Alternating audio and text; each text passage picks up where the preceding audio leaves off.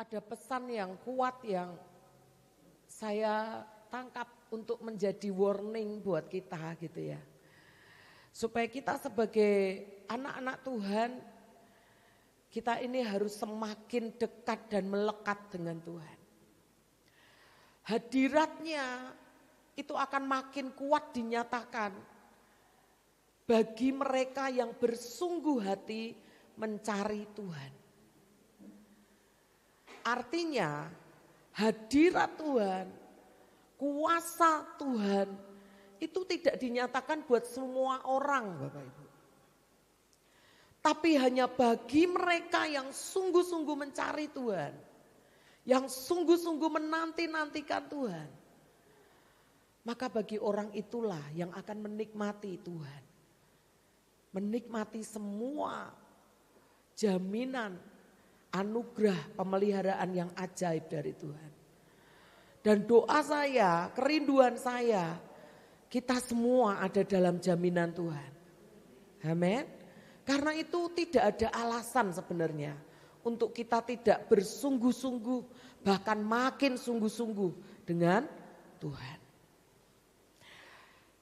Hari ini saya mau sampaikan tidak tergoncangkan gitu ya. Tapi kita baca dulu dalam Matius pasal yang ke-24 ayat 35.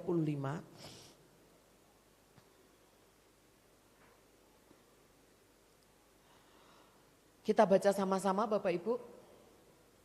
2, 3, langit dan bumi akan berlalu, tetapi perkataanku tidak akan berlalu.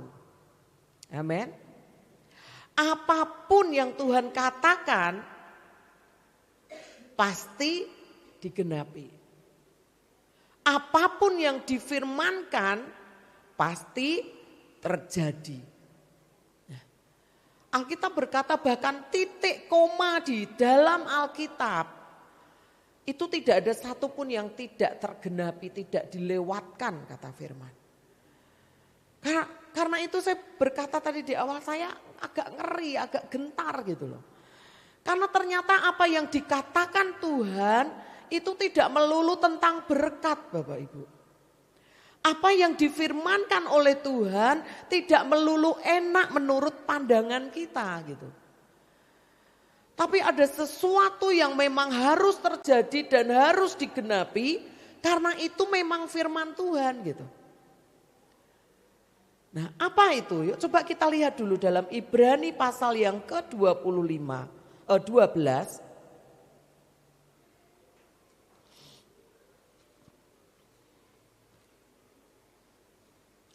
Ibrani pasal yang ke-12. Sebentar saya itu ayat yang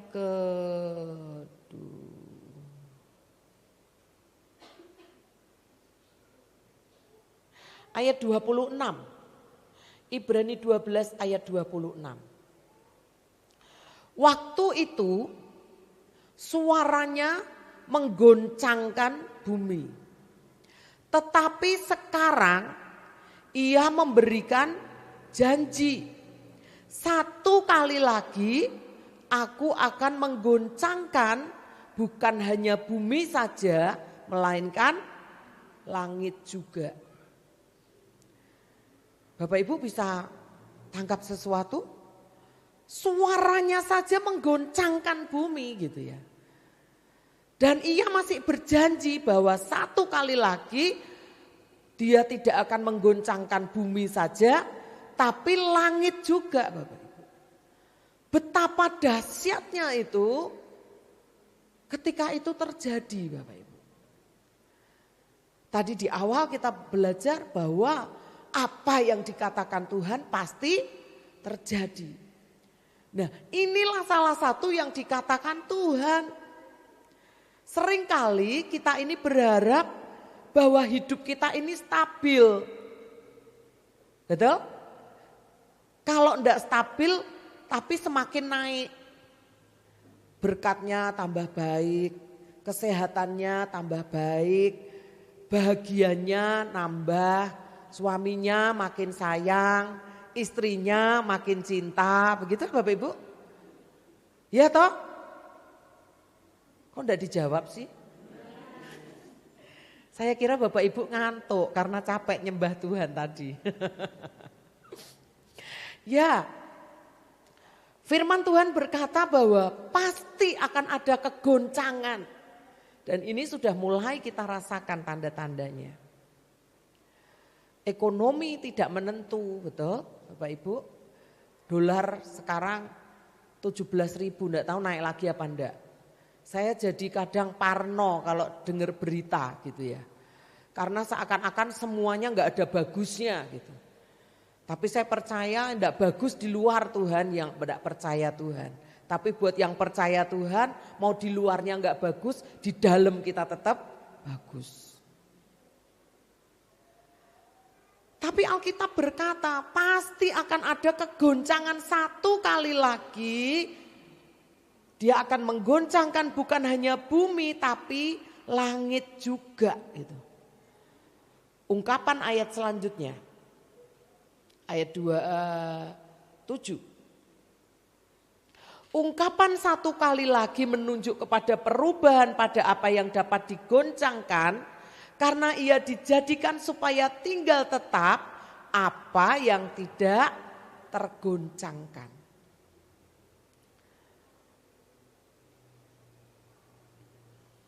Jadi ini sebagai satu warning Bapak Ibu, satu peringatan bahwa semua yang ada di bumi ini bahkan di langit bisa tergoncang.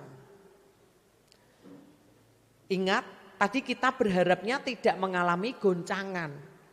Tapi firman berkata pasti terjadi goncangan. Artinya pekerjaan kita bisa digoncang. Rumah tangga kita bisa digoncang. Kesehatan kita bisa digoncang. Loh, saya tuh orang baik loh Bapak Ibu. Saya tuh enggak pernah nyalahin orang. Gitu ya. Saya berusaha baik. Dari dulu saya merasa ini perasaan saya. Tapi ada di sini yang saya jahati? Kan enggak ada toh ya. Artinya saya baik gitu ya buat Bapak Ibu. Tapi hidup saya itu ngalami goncangan demi goncangan yang tidak mudah sejak saya masih muda. Satu demi satu goncangan itu sampai orang yang kenal dari kecil sampai sekarang ada seorang sahabat saya itu berkata, yang ajaib itu Tuhan di hidup muter gitu. Dia panggil saya Esther. Yang kuat itu Tuhan di hidup muter gitu. Sampai ngalami goncangan seperti itu. Dari keluarga saya harus terpisah dengan orang tua saya. Terpisah itu bukan berarti diongkosi loh Bapak Ibu. Terpisah itu ya udah ucul gitu ya. Mau hidup mau mati ya monggo gitu ya Bapak Ibu ya. Pekerjaan digoncang. Bersyukur rumah tangga saya tidak pernah digoncang. Jadi ada apa-apa masih ada tempat saya nangis selain Tuhan. Kan gitu. Ya toh? Ekonomi digoncang. Pekerjaan yang baik, yang tertata gitu ya. Tiba-tiba dalam hitungan tidak lama menurun dengan drastis gitu. Pelayanan digoncang. Semua yang sepertinya stabil, baik, dikerjakan dengan hati-hati, digoncang juga gitu. Hari ini apa yang Bapak Ibu rasa sudah stabil? Waspada di situ. Alkitab mengingatkan kita, ketika engkau merasa kuat, berhati-hatilah. Ketika engkau merasa semua aman, hati-hatilah. Pencuri itu datang ketika kita terlelap, tidur dengan nyenyak, menikmati malam. Betul? Kejahatan itu terjadi ketika kita merasa nyaman dan kita lengah. Pakai perhiasan ke pasar, aman rasanya.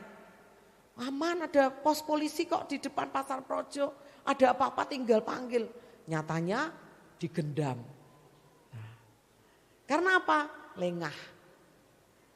Karena itu biar ini jadi peringatan buat kita. Kita baca ayat 25-nya dulu. Ibrani pasal 12 ayat 25. Jagalah supaya kamu jangan menolak Dia yang berfirman.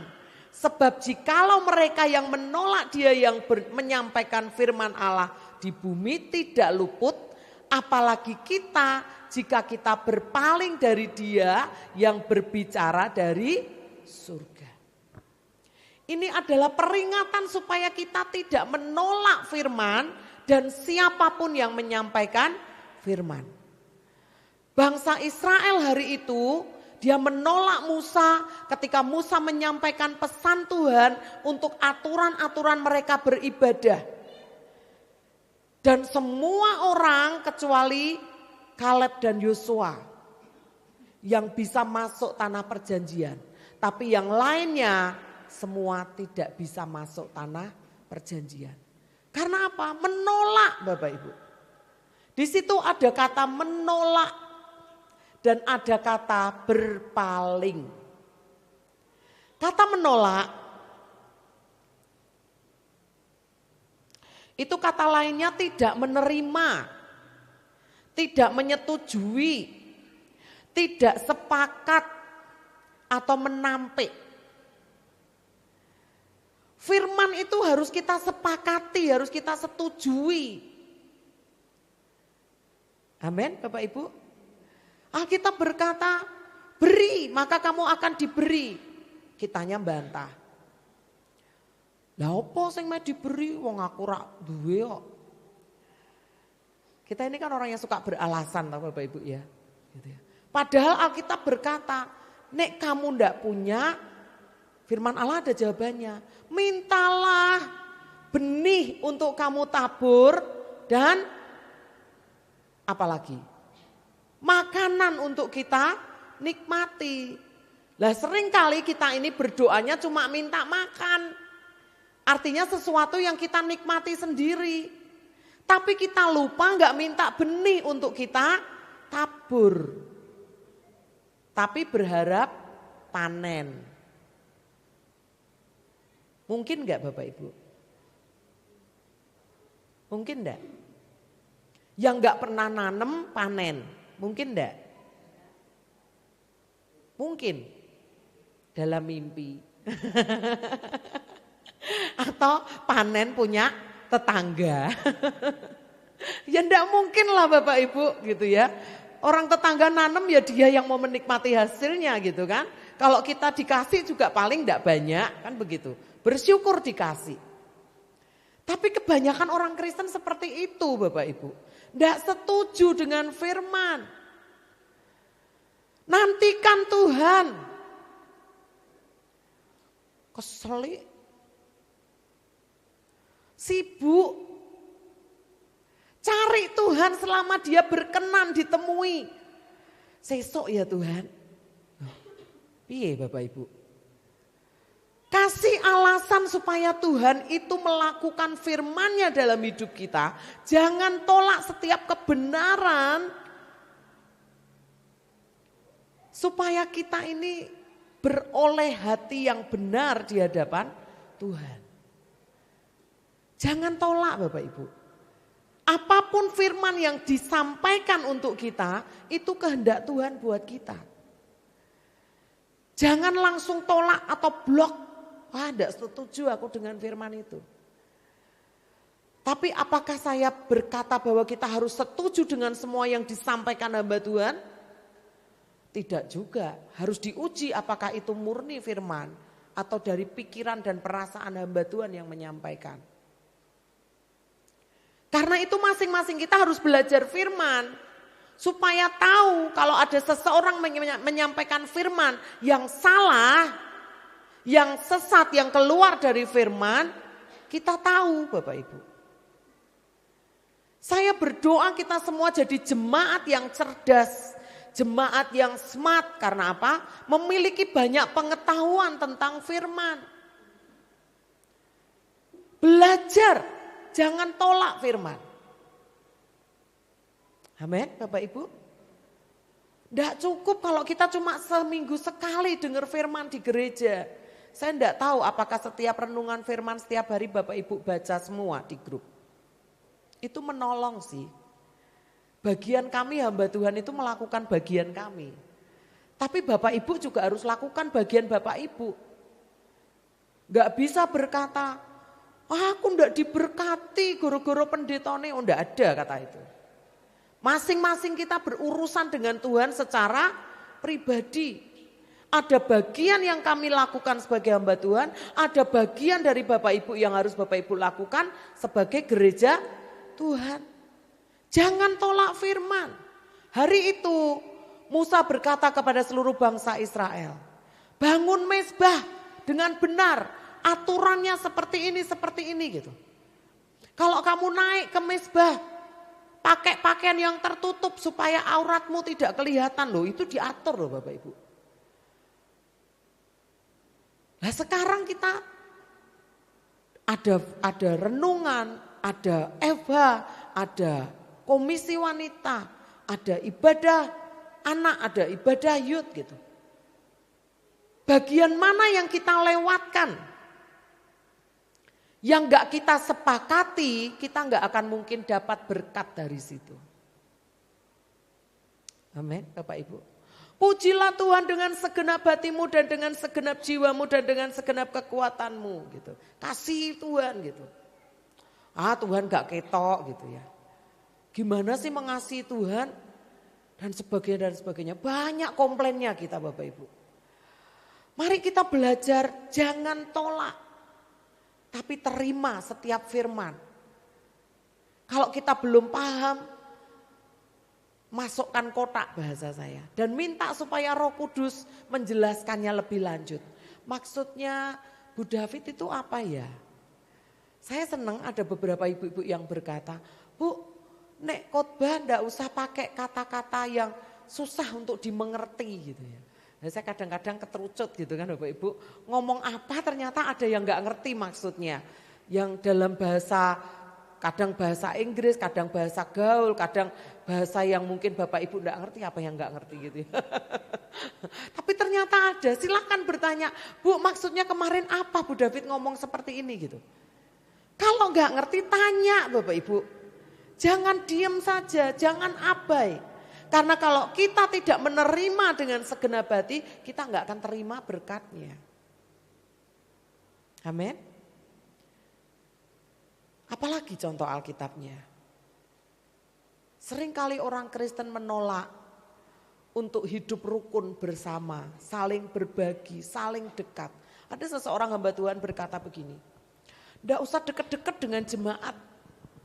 Nanti kalau dekat dengan jemaat, ujung-ujungnya dipinjemi uang katanya begitu. Ada lagi yang berkata, kalau dekat-dekat dengan jemaat, kamu sebagai hamba Tuhan tidak akan dihargai. Tak jawab Bapak Ibu. Saya enggak cari dihargai, wong saya enggak punya harga kok. Loh, lah kok enggak punya harga? Ya toh wong harganya sudah dibayar lunas sama Tuhan Yesus. Ya toh Bapak Ibu. Lah kita ini mau sebagai hamba Tuhan mau dihargai, enggak mau dihargai, itu urusan jemaat, urusan kita adalah sebagai hamba Tuhan. Loh saya enggak dihargai Bapak Ibu, saya tetap jadi hamba Tuhan kok. Amin. Yang kita cari sekarang itu adalah kebenaran firman yang harus kita sepakati supaya firman itu berbuah dalam hidup kita. Yang tadi satunya lagi dikatakan jangan berpaling. Jika kita berpaling, berpaling itu kata lainnya menoleh atau bergeser atau tidak fokus lagi pada sesuatu atau memberontak atau apalagi menyeleweng, selingkuh, menduakan. Loh, dalam kan Bapak Ibu artinya. Jika kita berpaling dari Dia yang berbicara dari surga, kita tidak akan luput. Nyeleweng dengan istri, itu saja tidak dibenarkan. Apalagi nyeleweng dengan Tuhan. Mari kita jagai komitmen kita dengan Tuhan. Jangan campur adukkan iman percaya kita kepada Tuhan dengan iman percaya kepada yang lain. Yang lain itu apa? Dukun, paranormal, adat istiadat, kepercayaan yang berkembang di tengah masyarakat. Itu akan merusak iman kita di dalam Tuhan. Amin, Bapak Ibu. Nah, karena itu mari supaya kita ini tetap tidak tergoncangkan, kita harus tetap menerima apa yang jadi firman. Kita juga tidak boleh berpaling daripada Dia yang berfirman, yaitu Tuhan. Semua goncangan yang Tuhan izinkan terjadi, itu tujuannya adalah apa? Supaya menggeser posisi aman kita, sehingga kita ini dalam ancaman atau dalam bahaya. Kalau kita enggak teguh, kita ini mudah tergeser. Seperti air di daun talas. Seperti apa Bapak Ibu? Geliur ke sini, geliur ke sini. Orang ngomong ke sini ikut, orang ngomong itu ikut. Kabar burung begini ikut.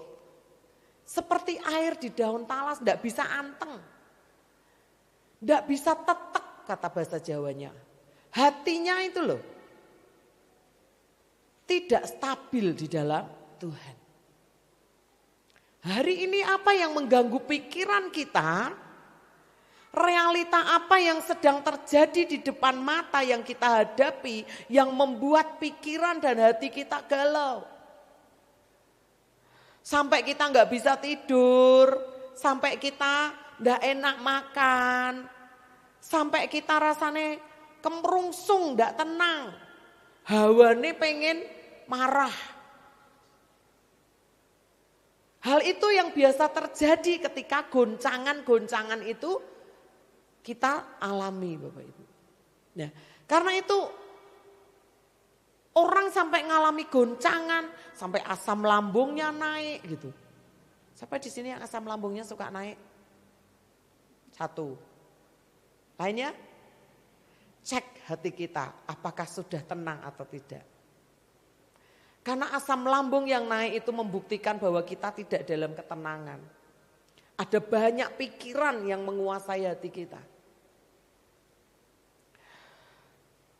Karena itu perhatikan, apakah pekerjaan kita, keluarga kita, kesehatan kita, pendidikan kita, anak-anak yang masih sekolah, hubungan pertemanan kita. Kalau semuanya aman, puji Tuhan. Tapi jangan lengah meskipun hari ini sedang aman. Karena semuanya pasti akan mengalami goncangan. Di luar sana ekonomi sudah seperti itu. Tadi saya katakan dolar naik, emas naik, pekerjaan semakin sulit, harga-harga semakin naik gitu. Saya itu kemarin beli santan kelapa, saya tuh wow gitu ya. Terakhir beli itu masih 12.000 Bapak Ibu 1 liter. Ternyata kemarin sudah 16.000. Lah buat ibu-ibu tuh 4.000 itu sangat berharga loh. Ya toh? Dapat garam 2 bungkus. Nggak tahu sekarang harga garam berapa lagi malahan. Naik lagi ya.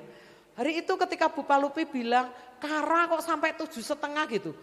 Beli di mana? Beli di tempatku saja murah gitu. Kapan Bu belinya katanya. Karena saya kan jarang belanja Bapak Ibu. Ya toh? Harga-harga sudah semakin melambung tinggi. Enggak jelas. Harganya melambung, penghasilannya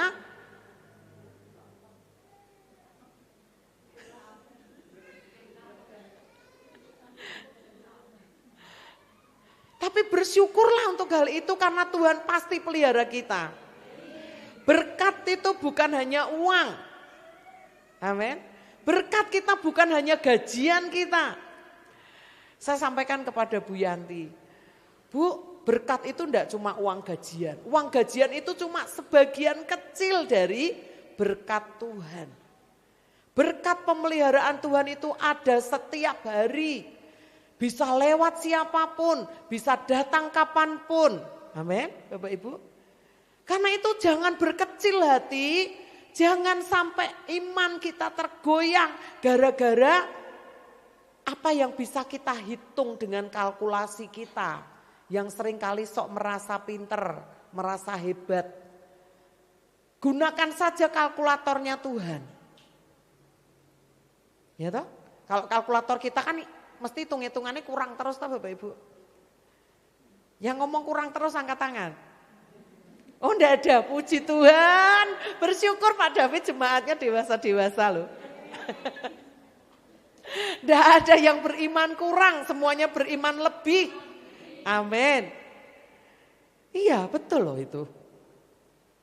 Kalkulasinya Tuhan itu 5 roti 2 ikan yang harusnya bekal untuk 1 orang, tapi bisa cukup untuk 5.000 orang laki-laki, belum termasuk anak-anak dan perempuan. Pakai kalkulasinya Tuhan, itu pun masih sisa 12 bakul. Lah itu berbicara apa? 12 bakul itu juga berbicara apa Bapak Ibu? Ketika murid-muridnya melayani, mereka makan duluan gak sih? Enggak kan? Jemaat yang dilayani dulu, ayo ambil, ayo ambil, ayo ambil. Tapi Tuhan tidak melupakan orang yang melayani. Bahkan mereka dapatnya double porsi, 1 bakul untuk 1 orang. Amin. Karena itu jangan takut, semua kita harus melayani. Saya berdoa semua umat di gereja hati Tuhan adalah orang yang melayani. Amin. Tidak hanya di gereja, nek di gereja semua melayani bingung ya Bapak Ibu. Nah masuk WL-nya 10 gitu kan ya lucu ya. Maksudnya melayani itu enggak cuma di mimbar, enggak cuma di gereja. Tapi dimanapun kita harus punya hati melayani. Supaya Tuhan itu loh terus mengingat kita dan memiliki alasan untuk memberkati kita double porsi. Karena semua orang yang melayani tidak akan pernah dilupakan oleh Tuhan. Mau berkatnya double? Ngomong sama sebelahnya, melayani.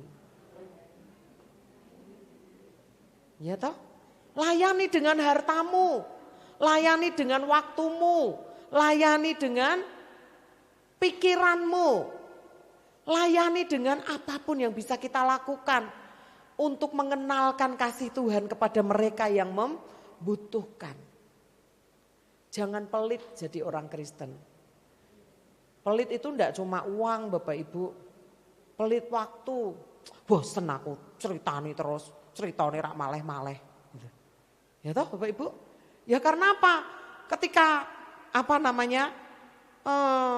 cerita itu dia cuma pengen buang sampah dalam hidupnya. Kalau ngadepin orang seperti itu, to the point Bapak Ibu. Kayak pengen tak dungokno tok, apa pengen tak kasih saran. Nek pengen mbok dungokno tok, aku tak meneng bae. Ya daripada kita ngasih nasihat capek kan Bapak Ibu ya toh. Nasihat kita enggak dilakukan. Tapi kalau memang sungguh-sungguh dia mau mendengar nasihat dan mau berubah, maka segenap hatilah mendengarkan dan melayani orang lain. Nah, karena itu tadi dikatakan, lanjut ini agak menggok-menggok Bapak Ibu. Nah, supaya apa? Supaya tidak tergoncang. Tapi goncangan itu tetap harus terjadi Bapak Ibu. Kembali ke firman ya. Goncangan itu harus terjadi supaya apa? Supaya terjadi perubahan. Ya kan Bapak Ibu? Goncangan itu memang harus terjadi supaya ada perubahan. Tapi tentunya bukan perubahan yang tidak baik. Yang Tuhan harapkan perubahan harus yang lebih baik. Harus makin setia, harus makin tekun, harus makin sungguh-sungguh. Harus makin mengenal Tuhan. Harus makin dewasa di dalam Tuhan. Yang namanya emas itu tidak akan didapatkan kalau tidak digoncang-goncang, dipisahkan dari butiran pasir atau debu yang diambil bersamaan dengan emas itu. Betul Bapak Ibu? Dari sebongkah tanah yang besar, emasnya itu paling dapatnya berapa persen? Belum tentu 1%. Harus digoncang. Padi, gabah, untuk bisa diselep dan kemudian ketemu yang ada berasnya, harus digoncang, harus ditampi terlebih dahulu. Betul? Harus ditampi, apalagi Bapak Ibu? Yang harus ditampi, harus digoncang. Kalau sudah digoncang, maka yang tinggal tetap itulah yang berharga. Jadi kalau hari ini engkau sedang digoncang, pasangan kita sedang digoncang, hubungan dalam pernikahan kita, atau pekerjaan kita, atau rumah tangga kita, atau kesehatan kita sedang digoncang, bersyukurlah. Karena sesungguhnya apa? Tuhan sedang mau buang yang gak berguna, yang kopong, yang gak bernilai. Amin Bapak Ibu. Gak usah dipegang kuat-kuat yang gak bernilai. Kalau sampai itu hilang dari hidup kita, berarti Tuhan punya sesuatu yang lebih berharga dalam hidup kita. Ini kabar baik, tapi juga bisa jadi kabar buruk.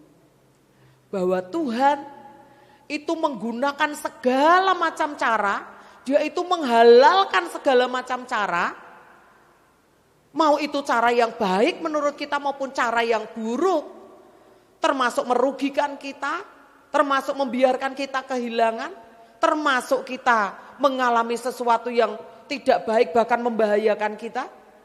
Tapi cuma satu tujuannya, yaitu untuk apa? Untuk memulihkan kita kembali, untuk kita mendapatkan yang terbaik dalam hidup kita. Lihat Ayub, sepertinya kan sudah, wah siapa yang tidak pengen seperti Ayub. Kaya raya, anaknya ganteng, anaknya suka pesta pora, orang terhormat, dia hidupnya benar. Seakan-akan semuanya perfect dalam hidupnya. Tapi tetap ngalami goncangan Bapak Ibu, betul? Tiba-tiba ada rampok, tiba-tiba ada bencana alam, tiba-tiba dalam waktu sekejap dia kehilangan kekayaan, kehilangan anak-anaknya, bahkan terganggu kesehatannya. Tapi ketika imannya itu tidak tergoncangkan, yang tinggal tetap dalam hidup Ayub adalah apa? Pemulihan 2 kali lipat dia alami. Anak-anaknya perempuan terkenal di seantero negeri. Keluarga itu mengalami yang baik yang dari Tuhan. Jangan takut dengan goncangan, karena itu difirmankan Tuhan. Kegoncangan itu diizinkan Tuhan supaya ketahuan ini loh. Bobot iman kita ini seberapa besar. Kualitas hidup kita itu seberapa kuat. Akar hidup kita itu ini loh berakar. Seberapa, oh sudah beda tulisannya. Seberapa dalam akar kita. Seberapa besar akar kita. Amin Bapak Ibu. Sekuat apa akar kita di dalam Tuhan.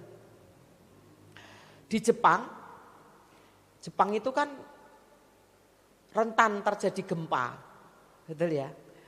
Kalau orang bangun rumah atau gedung-gedung di sana, Bapak Ibu, itu enggak begitu jadi langsung cepat-cepat ditempati kayak kita. Enggak. Tapi mereka akan uji terlebih dahulu gedung itu dengan goncangan-goncangan buatan. Sehingga gedung yang dibangun itu sudah teruji terlebih dahulu, goncangannya itu dalam skala tertentu, orang baru berani masuk di dalam gedung atau rumah itu gitu. Kalau ada kualitas gedung yang dibangun itu kurang bagus, maka gedung itu nggak akan ditempati, nggak ada orang yang mau tinggal di situ karena semua orang tahu bahwa Jepang itu negara yang rentan terjadi gempa. Gitu. Tapi ketika gedung itu sudah terbukti aman, maka orang baru berani tinggal di dalamnya. Demikian juga dengan iman kita harus terbukti. Gitu ya. Apakah iman kita tergoncang ketika terjadi goncangan? Ataukah iman kita semakin kuat dengan adanya goncangan? Saya menjadi pribadi yang kuat sampai pada titik ini, itu tidak lepas dari goncangan-goncangan yang saya lewati sejak kecil. Harus mandiri, harus bekerja sendiri, harus menghidupi adik-adik yang sedemikian banyak, harus ngalami ini itu gitu Bapak Ibu. Semakin kuat. Pastikan hati kita tetap setia dan percaya meskipun doa kita belum dijawab. Amin. Pastikan kita tetap murah hati meski sedang berkekurangan atau terbatas. Pastikan tetap memuji Tuhan sekalipun keadaan kita sedang diuji dengan keadaan atau masalah yang terjadi. Pastikan tetap bersyukur meskipun segala sesuatunya kelihatan tidak teratur. Dan pastikan tetap baik meskipun keadaan kita sedang tidak baik. Ngomongnya tetap baik.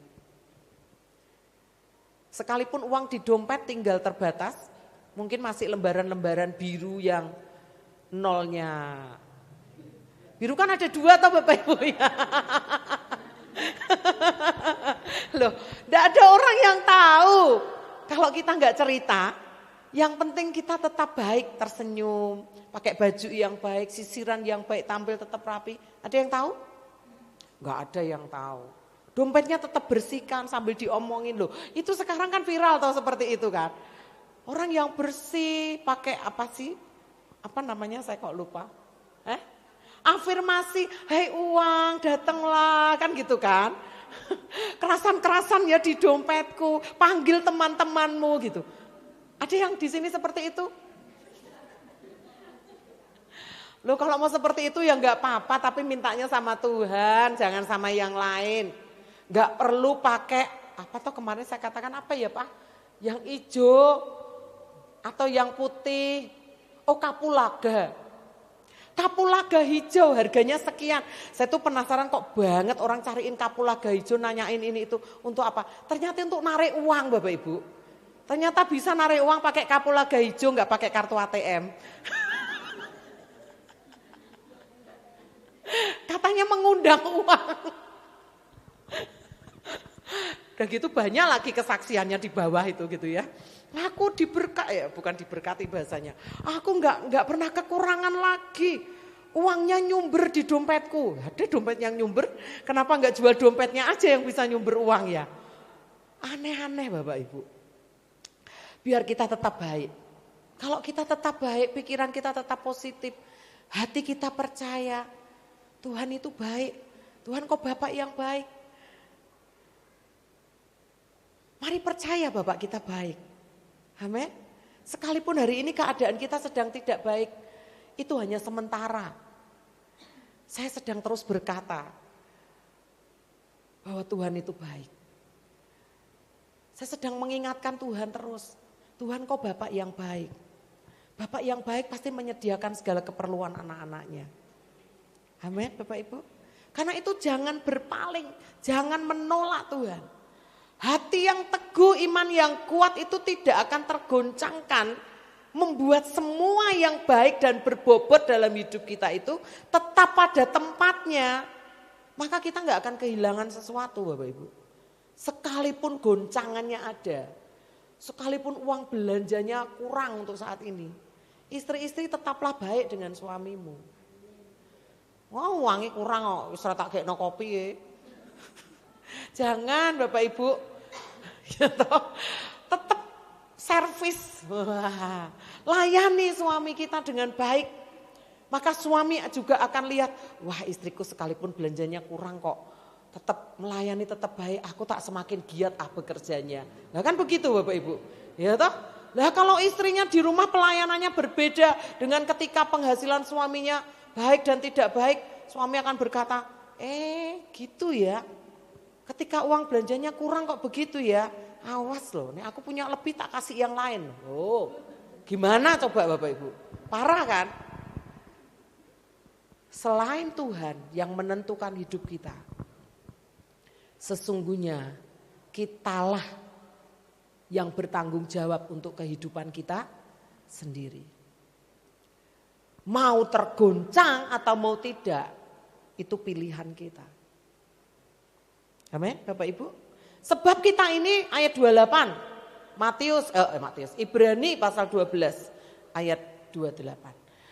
Jadi karena kita menerima kerajaan yang tidak tergoncangkan, marilah kita mengucap syukur dan beribadah kepada Allah menurut cara yang berkenan kepadanya dengan hormat dan takut. Kok masih panjang ya catatan saya Bapak Ibu? Kita menerima kerajaan yang tidak tergoncangkan Bapak Ibu. Apa itu kerajaan yang tidak tergoncangkan?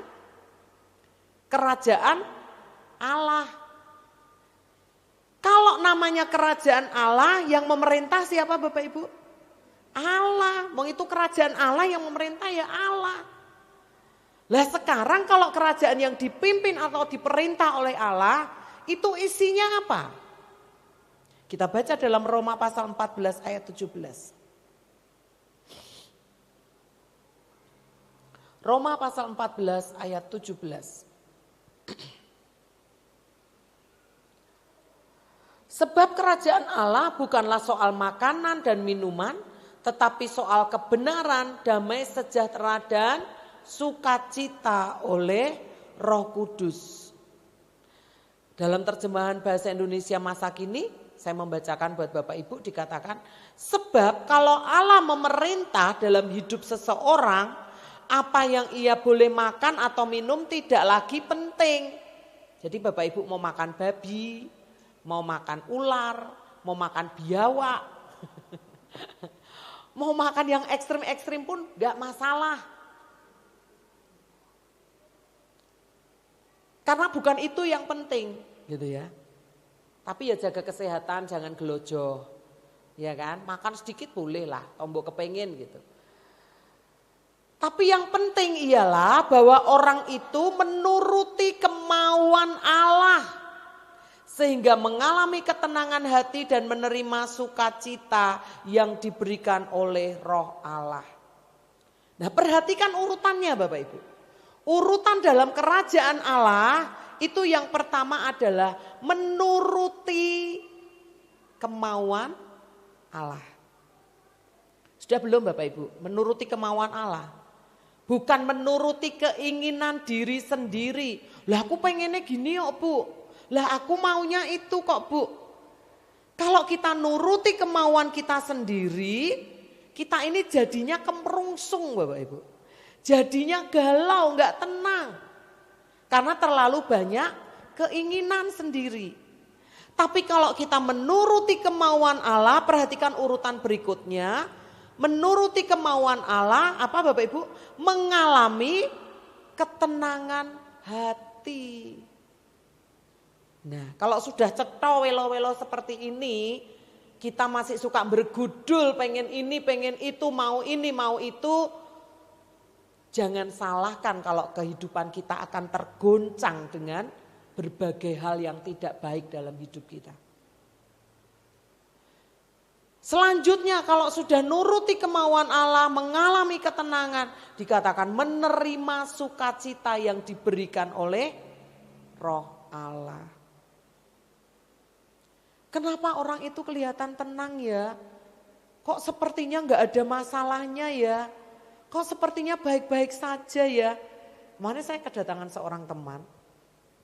Dan ketika dia pulang, karena dia ngantar pesanan saya Bapak Ibu. Saya pesan stroberi beku karena dia berjualan itu seorang hamba Tuhan juga.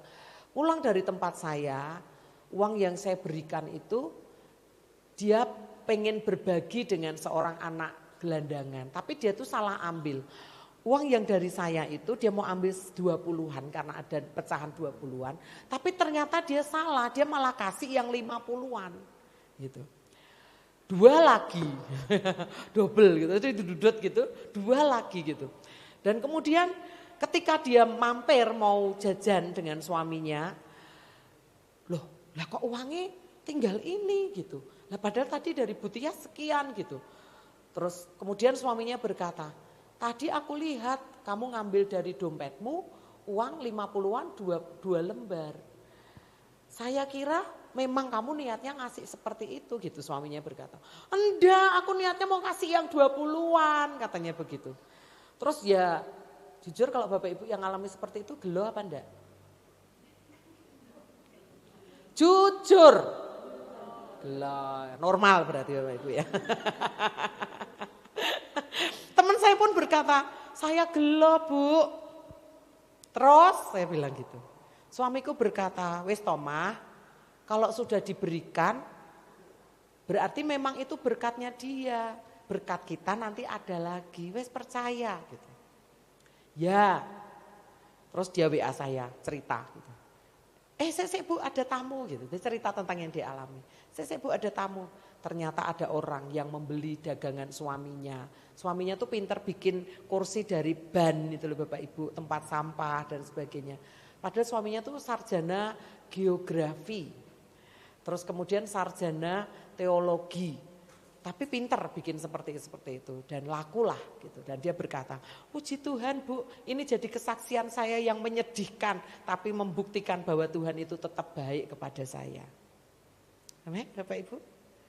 Jagai hati kita, ndak usah kemerungsung. Ternyata perkataannya tuh tepat, dia berkata begini, ternyata Tuhan yang pengen aku memberkati anak itu lebih.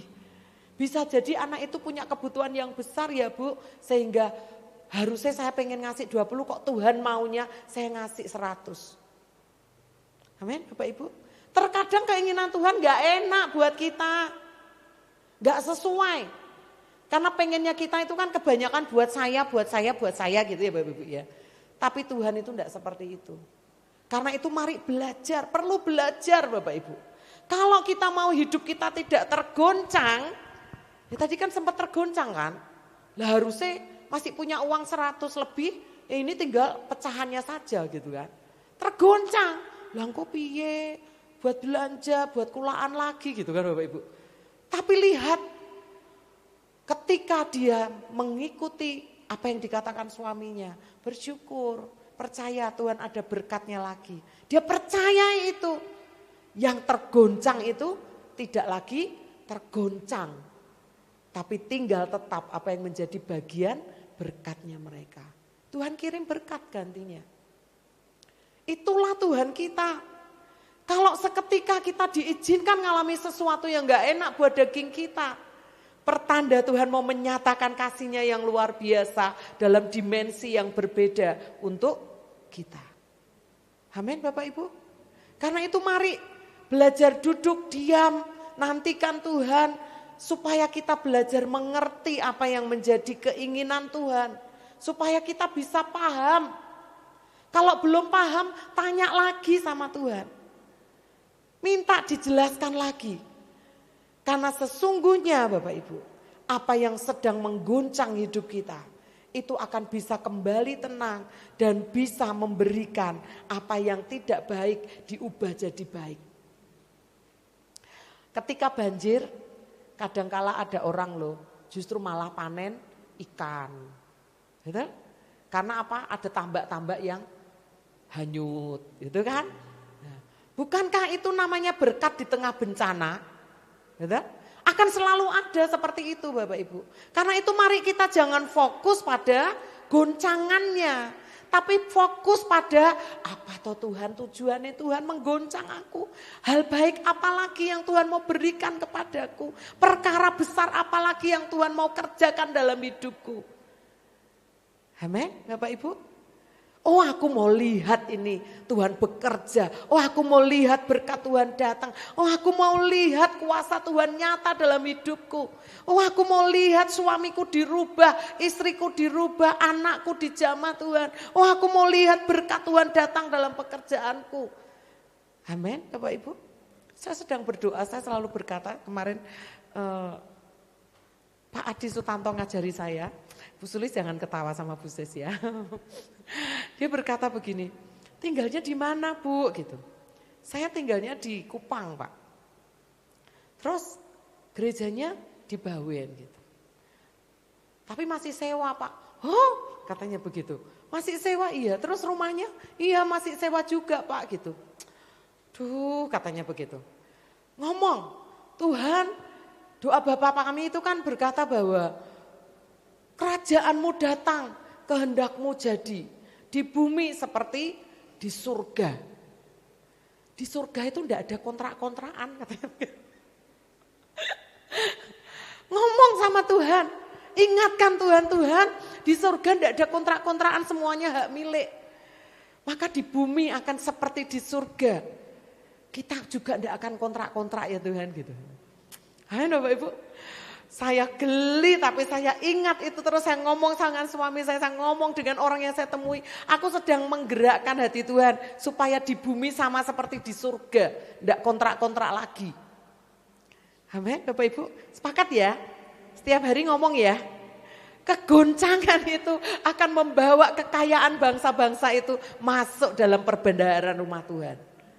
Amin. Kita berdoa bersama untuk hal itu. Karena itu mari semua sudah diingatkan. Jangan antipati dengan goncangan. Karena kita sudah menerima kerajaan yang tidak tergoncangkan. Bagian kita ketika kita menerima yang tidak tergoncangkan adalah beribadahlah, mengucap syukurlah dengan cara yang berkenan kepadanya dengan hormat dan takut. Artinya setiap kali dalam hidup kita, setiap kali ada kesempatan untuk beribadah, untuk bersyukur, lakukan itu dengan sungguh-sungguh, lakukan itu dengan hormat, lakukan itu dengan segenap hati. Maka yang digoncangkan itu hanya akan memunculkan ataupun mendatangkan sesuatu yang berkualitas, yang bermutu, yang bernilai sehingga kita tidak tergoncangkan lagi. Amin Bapak Ibu. Amin. Tuhan Yesus memberkati kita semua. Saya undang semua pemusik.